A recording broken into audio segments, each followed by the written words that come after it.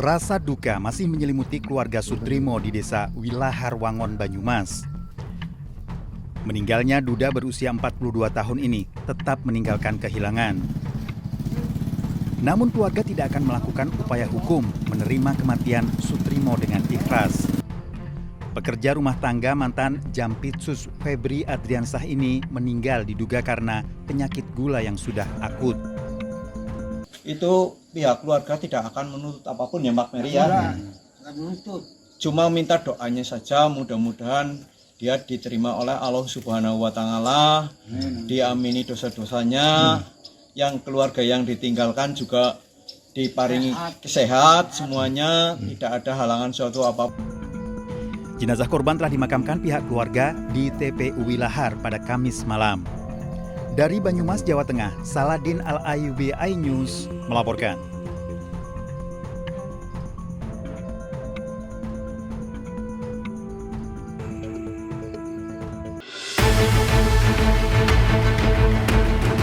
Seekor satwa langka harimau putih bernama Anggun milik Kebun Binatang Semarang ini terekam amatir saat sekarat hingga mati dan viral. Akibatnya, kematian satwa ikon Kebun Binatang Semarang ini menjadi pukulan bagi pemerintah Kota Semarang. Diduga penyebab kematian dipicu kesalahan prosedur anestesi yang memicu abses hingga infeksi parah di bagian leher. Kehilangan ini pun sangat disesalkan karena selama ini Anggun menjadi ikon dan daya tarik wisatawan datang ke Kebun Binatang Semarang. Wali Kota Semarang pun meminta dilakukan penyelidikan menyeluruh untuk mengetahui penyebab pasti yang melatar belakangi kematian Anggun. Selain itu, diharapkan hasil penyelidikan bisa menjadi bahan evaluasi petugas yang bertanggung jawab dalam perawatan satwa. Dari Semarang, Jawa Tengah, Wisnu Wardana iNews melaporkan.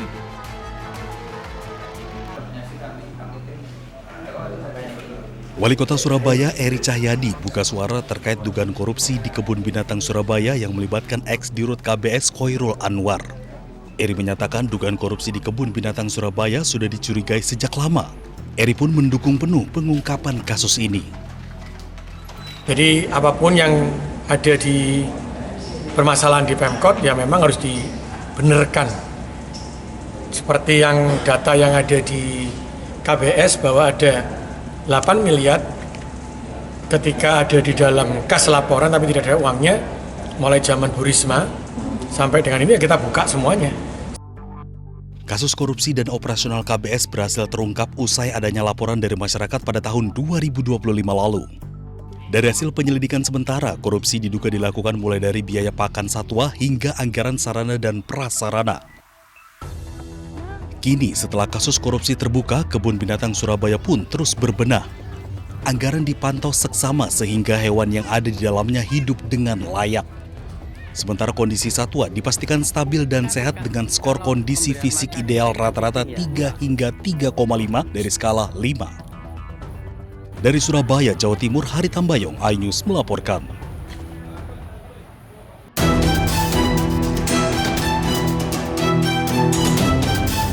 Tak hanya manusia, hewan juga menjadi korban korupsi di Indonesia.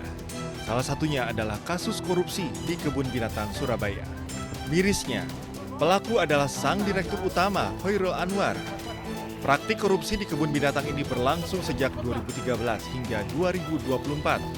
Kerugian negara akibat praktik korupsi selama 8 tahun ini mencapai 10,2 miliar rupiah.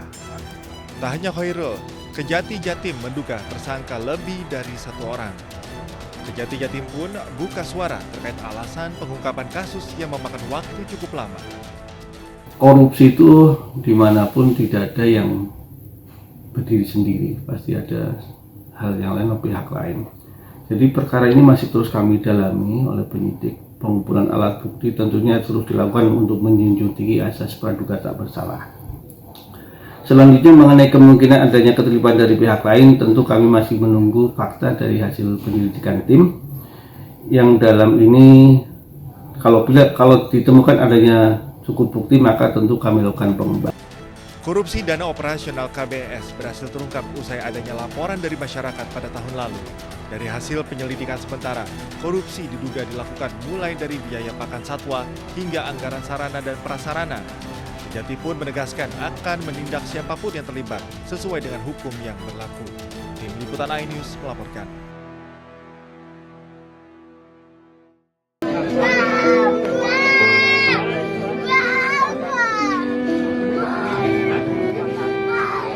Duka mendalam masih menyelimuti keluarga KD, pria yang tewas dikeroyok massa usai diduga melakukan pencurian ayam di wilayah Juluk Legita, Tabanan, Bali, Jumat lalu.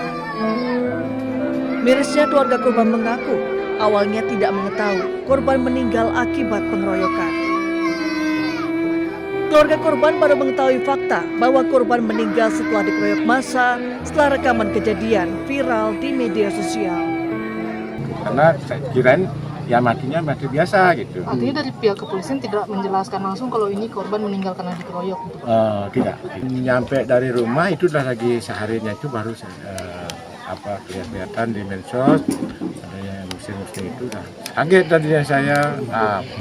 Awalnya saya menandatangani perdamaian, akhirnya istri almarhum tidak terima dia. Ini itu ya. Kondisi. Ya karena kelihatan kondisinya suaminya itu ya, seperti itu.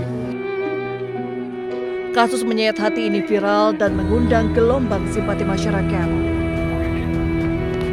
Sejak Senin pagi, bantuan dari berbagai pihak terus berdatangan di rumah duka KD di Desa Sidatapa, Buleleng, Bali.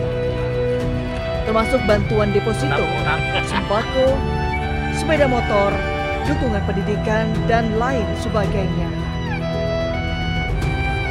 Dari Buleleng, Bali, Indira Ari, iNews melaporkan.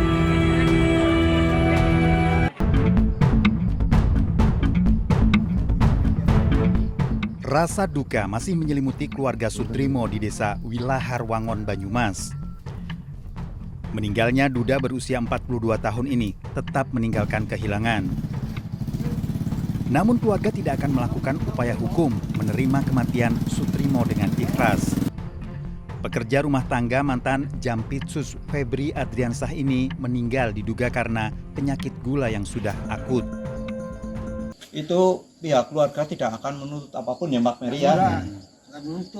Cuma minta doanya saja, mudah-mudahan dia diterima oleh Allah Subhanahu wa Ta'ala, diamini dosa-dosanya, yang keluarga yang ditinggalkan juga diparingi sehat semuanya, tidak ada halangan suatu apapun. Jenazah korban telah dimakamkan pihak keluarga di TPU Wilahar pada Kamis malam. Dari Banyumas, Jawa Tengah, Saladin Al-Ayubi, iNews melaporkan.